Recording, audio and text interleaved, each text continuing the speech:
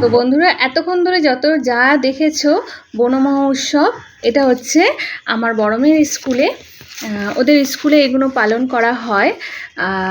একই দিনে দুটো হয়, বন মহোৎসব পালন করা হয় আর মাদার্স ডের যে সেলিব্রেশনটা হয় ওটা এই দিনে একই দিনে করে নেওয়া হয়। তো দেখো সবাই কি সুন্দর অনুষ্ঠানে অংশগ্রহণ করেছে, নাচ গান আবৃত্তি সব কিছু দিক দিয়ে না মানে ছোট ছোট বাচ্চারা খুবই খুবই সুন্দরভাবে অনুষ্ঠানটাকে মাতিয়ে নিয়েছে। মানে সরস্বতী পুজোর মন্তর থেকে দুর্গা পুজোর মন্তর পর্যন্ত একদম দারুণভাবে খুব খুব ভালো লাগে ওদের ছোট ছোট বাচ্চাগুলো যে 9-10 মানে 6 থেকে সবাই অংশগ্রহণ করে। তো এইভাবে ওরা আনন্দ করে স্কুলের সাথে সাথে। তো আরও এরকম প্রায় অনুষ্ঠান হয়, সেগুলো তোমাদের সাথে আমি তুলে ধরবো যদি তোমরা বলো। তো আশা করি তোমাদের এই ভিডিওটা ভালো লেগেছে। আর এখানে আমার মেয়েকে কেউ কোথাও দেখতে পেয়েছো কি না অবশ্যই কমেন্ট করে জানিও।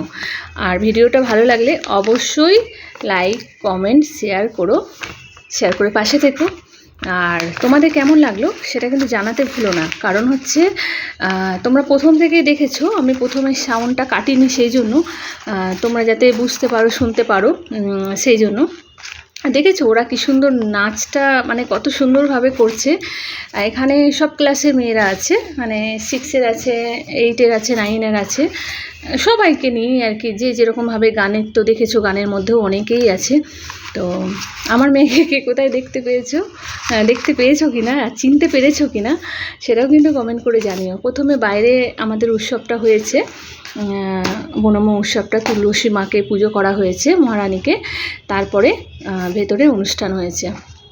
তো আশা করি সবার ভালোই লাগবে। ছোট ছোট বাচ্চারা এত পরিশ্রম করে এত সুন্দর করে অনুষ্ঠানটা মাতিয়ে রেখেছে, তুলে ধরেছে অনুষ্ঠানটাকে পড়াশোনার সাথে সাথেও।